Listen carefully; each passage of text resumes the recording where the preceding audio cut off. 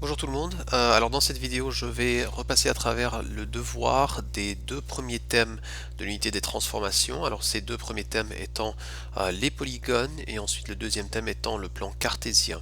D'accord? Évidemment, je ne vais pas tout écrire parce que le fait de tout écrire, ça va juste tout simplement prendre trop de temps. Juste écoutez bien ce que je dis et je vais essayer de faire de sorte que cette vidéo soit aussi rapide et aussi petite et courte que possible. Alors, la première question, explique pourquoi la figure suivante n'est pas un polygone. Alors, la raison pour laquelle c'est pas un polygone, c'est parce qu'en fait, cette figure n'est pas fermée, comme on le voit. Même si elle est composée de segments de droite, voilà, qui sont des lignes droites, quoi, elle n'est pas fermée et donc n'est pas un polygone. Numéro 2. Chaque figure est-elle un polygone régulier, comme on le situe? La figure A ne l'est pas. Okay. Je le sais parce que je vois que les angles ne sont pas tous égaux, même si on dirait que les côtés semblent avoir la même mesure par contre. On dirait.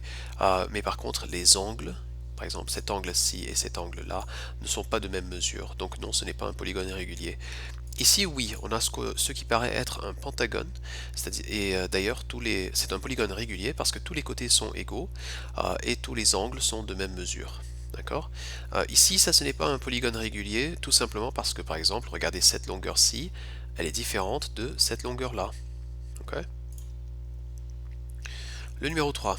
Une alvéole dans une ruche. Alors une alvéole, la voici. C'est un hexagone, comme on le voit. 1, 2, 3, 4, 5, 6 côtés. Et elle ressemble à un polygone régulier. Suppose que l'angle A est un angle de 120 degrés. Quelles sont les mesures des angles B, C, D, E et F? Alors, puisque c'est un polygone régulier et on te donne la mesure d'un angle, alors forcément, les autres angles auront tous la même mesure. D'accord? Ça veut dire que les angles B, C, D, E et F ont tous une mesure de 120 degrés. Suppose que le côté AB a une longueur de 9 cm. Alors supposons que ce côté-ci a une longueur de 9 cm. Quelle est la longueur des côtés BC, CD, DE, EF et FA? Alors encore une fois, pour la même raison, puisque c'est un polygone régulier, on sait que les côtés ont tous la même longueur. Ok. Ça veut dire que si on te dit qu'un de ces côtés-là, il mesure 9 cm, 9 cm, et bien forcément tous les autres côtés mesureront chacun 9 cm. Pour numéro 4, trie ces figures en deux ensembles, polygone et autres. Explique comment tu as déterminé dans quel ensemble placer chaque figure.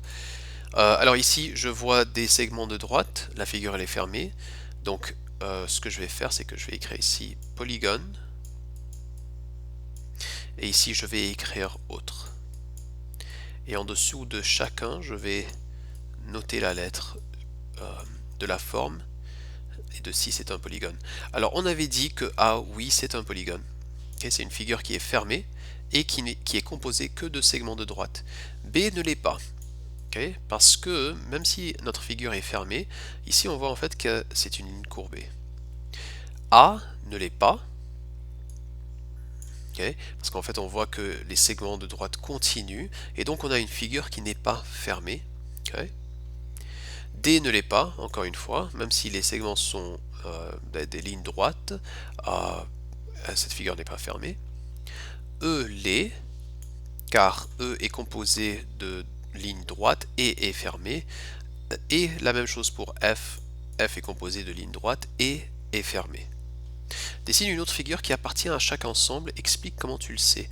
Alors pour ce qui est des polygones, je pourrais tout simplement dessiner n'importe quoi qui est composé d'une ligne droite et qui est fermée. Alors par exemple, on va dire que ce que je dessine là c'est une ligne droite, ce sont des lignes droites, donc trois lignes droites, une figure fermée, donc c'est un polygone.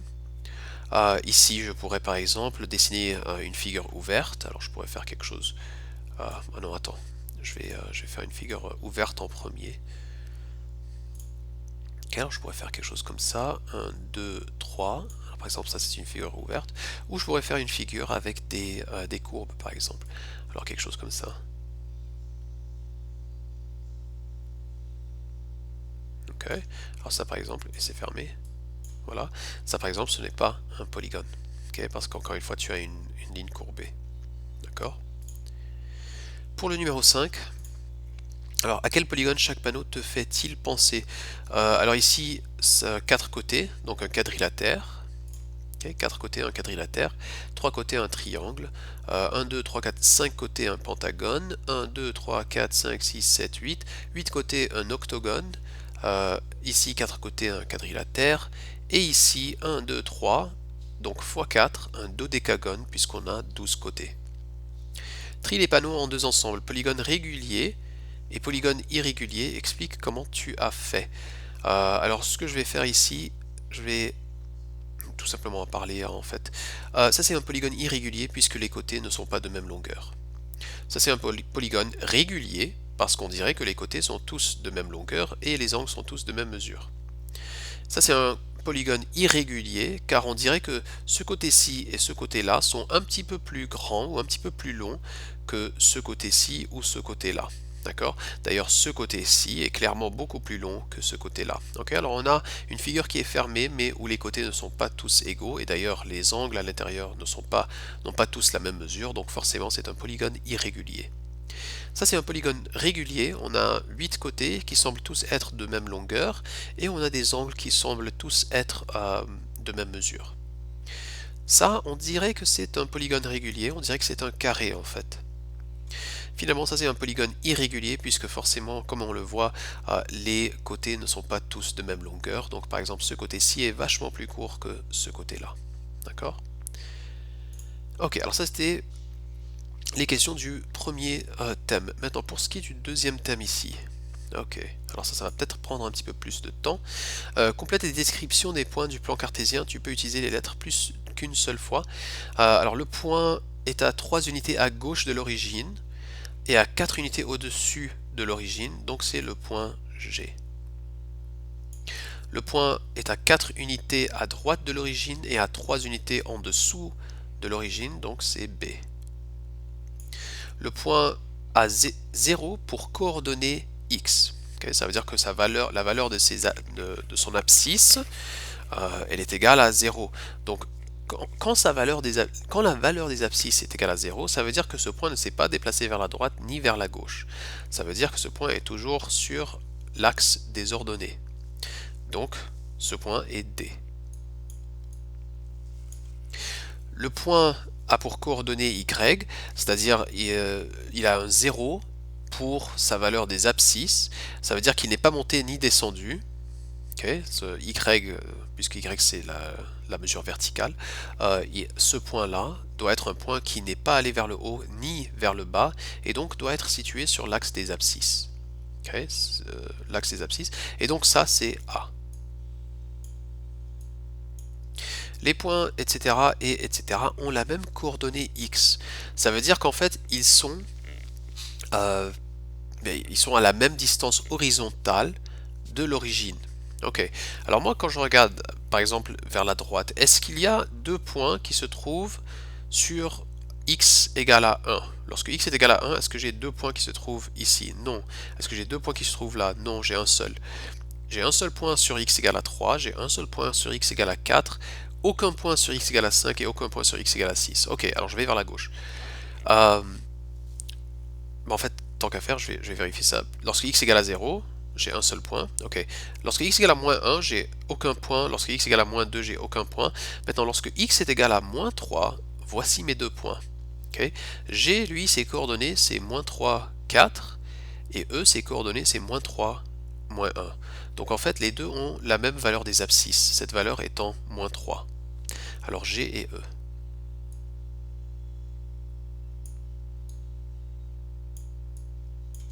Les points sont dans le cadran 4. Alors 1, 2, 3, 4. Voici le cadran 4. Alors les points B et C sont dans ce cadran. Souviens-toi que A et D, puisqu'ils se trouvent sur les axes, ne vont pas être considérés comme étant dans un cadran. D'accord? Les points, etc., etc., sont dans le cadran 3. Donc 1, 2, 3. Alors les points E et F. Ok? Et évidemment, comme on vient d'en parler, D n'est pas dans ce cadran puisqu'il est sur l'axe. L'axe des ordonnées, tant qu'à faire. Ouais. Okay, alors ça c'était le numéro 1. Le numéro 2, alors on te dit, trace chaque point dans le plan cartésien, relie les points dans l'ordre, la tête de quel animal as-tu tracé? Bon, alors je vais peut-être faire un petit zoom out. 180, voilà. pas suffisant. Encore un petit zoom out. Ah non, certainement pas. Bon, est-ce que ça c'est... Non, pas encore. 150. Ok. Alors, 2 moins 9. Alors 2, alors quand je regarde une coordonnée, le premier point, désolé, la première valeur, c'est la valeur des abscisses. Et ça me dit horizontalement où est-ce que je dois aller. Puisque 2 est positif, je vais devoir aller 2 unités vers la droite. Ok. Et ensuite, moins 9, ça veut dire que je dois descendre de 9 unités, puisque la valeur ici, elle est négative. Donc, moins 9. Alors voici... Oh non. Désolé, j'efface ça. Je vais dessiner un petit point, quelque chose de plus petit. Voilà. Alors, 2 moins 9, voici le point 2 moins 9. Ok. 0 moins 5. 0 moins 5. Alors, horizontalement, puisque je suis à 0, je ne suis pas allé vers la droite ni vers la gauche. Et moins 5 veut dire que je suis descendu de 5 unités vers le bas. Donc, voici un point. Alors, relier les points dans l'ordre. Alors, tant qu'à faire, je vais commencer à relier les points. Maintenant, évidemment, moi je suis un petit peu limité. Je fais de mon mieux de dessiner une ligne droite. Ok. Ensuite, 0, moins 5, on l'a fait. Moins 4, moins 7. Moins 4, moins 6, moins 7. Ok, alors je relis. Moins 6, moins 10. Moins 6, alors voici moins 6. Et je descends jusqu'à moins 8, moins 9, moins 10.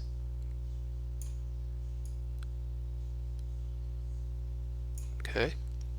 Moins 8, moins 10. Donc, moins 8, je vais 8 unités vers la gauche. Et ensuite, moins 10, 10 unités vers le bas. Donc, moins 8, moins 10.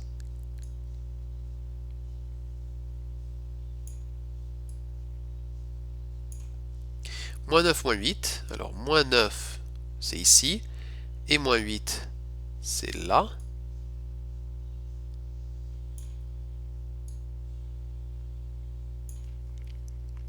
Moins 7, 0. Alors, moins 7, c'est ici. Et 0 veut dire que je ne monte pas vers le haut ni vers le bas. Donc, voici moins 7, 0, qui, pour une raison ou une autre, était déjà sur l'image. Oups, ça c'est pas très joli. C'est supposé être une ligne droite, donc on va retenter ça. Oh là là, j'ai vraiment du mal avec celui-là. Bon, je veux pas gaspiller trop de temps, donc si je rate ça, c'est pas grave.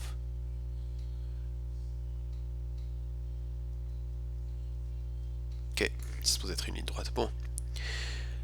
Moins 5, moins 5. Non, moins 5, 5. Alors, moins 5, et ensuite 5, ça veut dire 5 vers le haut. Alors, voici moins 5, 5.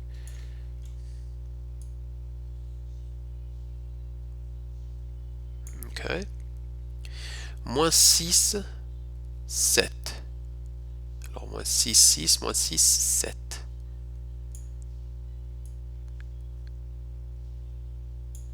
Moins 3, 6. Moins 3, 6.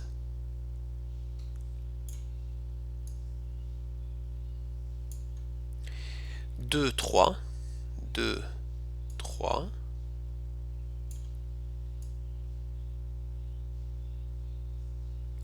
Ah non, c'est peut-être pas très bien dessiné ça. Ça aurait dû passer quelque chose plutôt par là. Ouais, ça aurait pas dû passer sur le 4.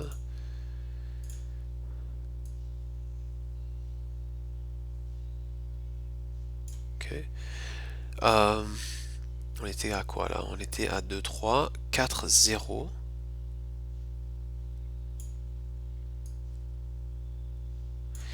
Et finalement 8, moins 4.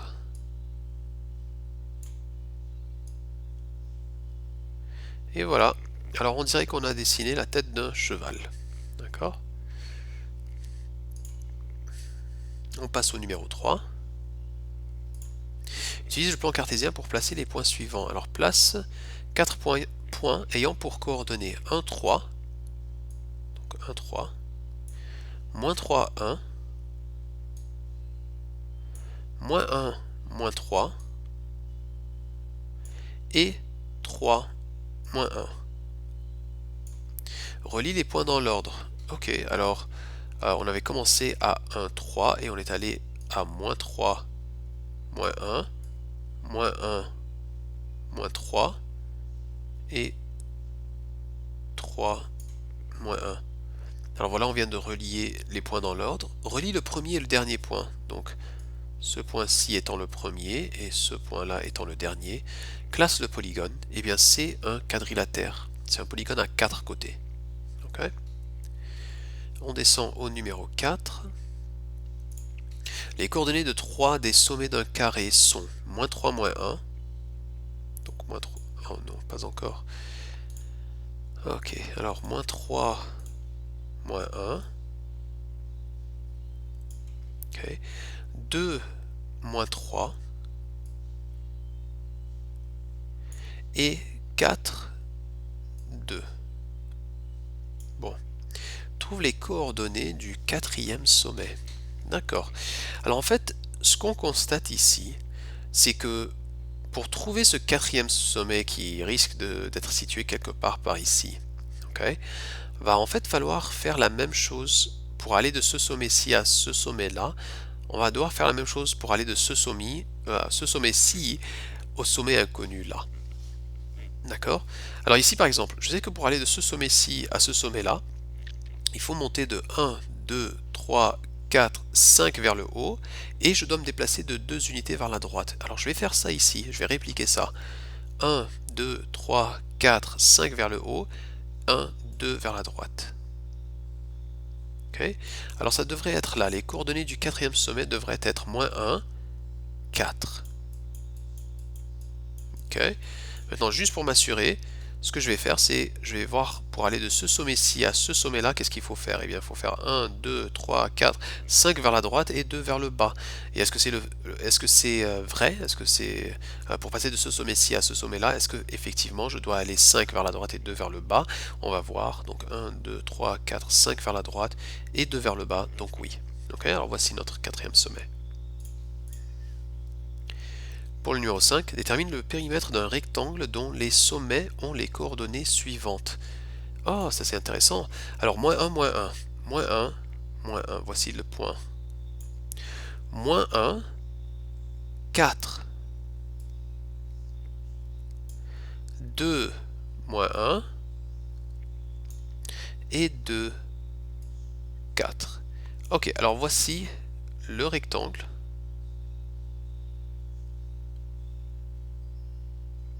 Et là, il faut déterminer quel est son périmètre. Eh bien, je vois que ce côté-là, il mesure 3. Donc, ce côté-là aussi, il mesure 3. Le côté 1, 2, 3, 4, 5, le côté de droite mesure 5 unités. Et donc, ce côté-ci mesure 5 unités. En tout, le périmètre, lorsqu'on additionne ces 4 nombres, on obtient 16. 5 plus 5, 10, plus 3, 13, plus 3, 16. Le numéro 6 détermine l'aire d'un triangle dont les sommets ont les coordonnées suivantes. 0, 7. Alors j'ai un point là. Oh là là. Ok. Alors j'ai un point là, 0, 7. 6, 0. Et 6, c'est bien ça, 6, 7. Ok. Alors voici notre triangle. Et on te demande quel est son aire. Alors nous on sait que un triangle, okay, un triangle, son aire est égal à la moitié d'un rectangle qui a les mêmes longueurs, qui a la même longueur et qui a la même hauteur. D'accord? Alors ce rectangle qui a la même longueur et la même hauteur pourrait être considéré comme étant ce triangle-ci. Rectangle, ce rectangle-ci. D'accord?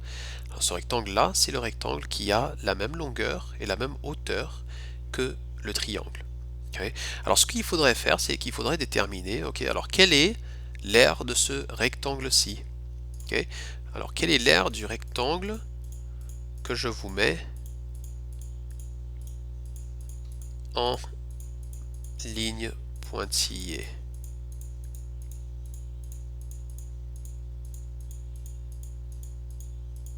Ok. Alors quelle est l'aire du rectangle en ligne pointillée? Eh bien, on a une longueur de 6 et une hauteur de 7. Ok. Alors 6 fois 7, moi je sais que ça me fait 42. Ok. Mais je sais que mon triangle, lui, il a une aire qui est la moitié de cela. Donc 42 fois une demi, ou divisé par 2, c'est comme tu veux, ça me fait une aire de 21. Alors la bonne réponse ici, c'est 21. Le numéro 7, alors, moins 4, moins 4, moins 2, tant qu'à faire, on va mettre ça sur le plan cartésien. Moins 4, 5. 3, 5 sont trois sommets du carré ABCD. Trace ces points dans le plan cartésien. Ok, on les a tracés. Quelles sont les coordonnées du point D? Ok. Alors trace ce point dans le plan cartésien, relie les points pour former le carré ABDC.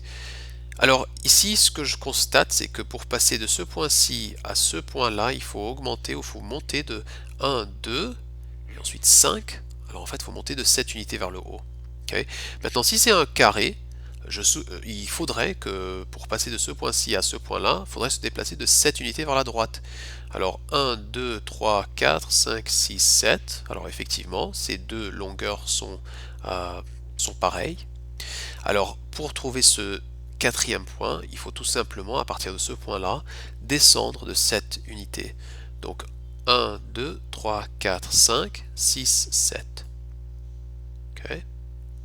Par ailleurs, j'aurais pu atteindre ce point-là en allant de ce point-ci, mais en allant 7 unités vers la droite. Okay.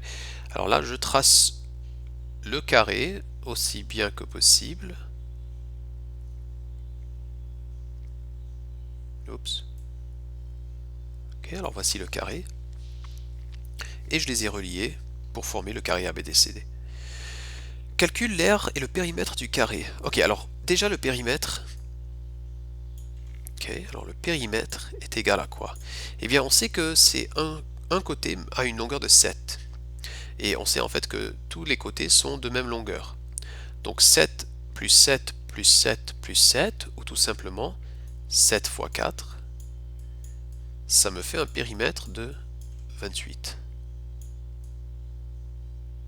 Okay. Pour ce qui est de l'aire, c'est la longueur fois la hauteur, ou la longueur fois la largeur. Ça veut dire 7 fois 7. Ça veut dire 49. Okay.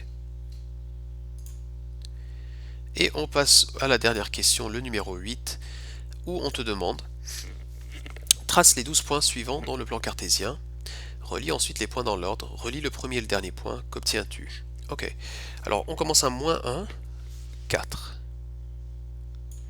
Moins 2, 5. Et puisque je dois relier, je vais relier. Moins 5, 2.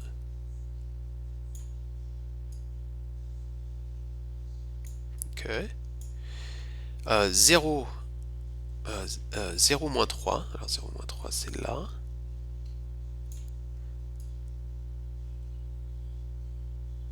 Ok.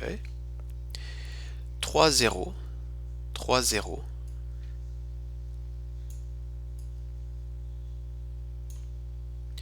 2, 1.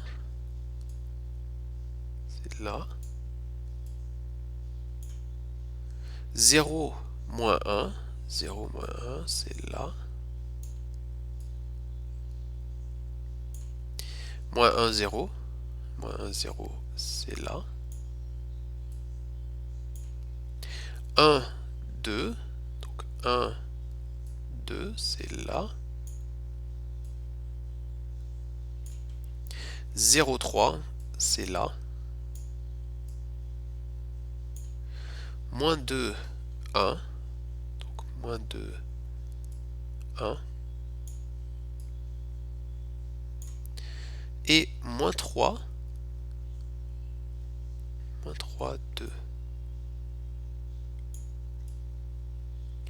Et ensuite on se dit relie le premier point et le dernier point. Donc on relie ces deux. Qu'obtiens-tu? Eh bien, clairement, on obtient un E, la lettre E. Ok. Alors voilà tout pour aujourd'hui. Merci beaucoup et à la prochaine. Au revoir tout le monde.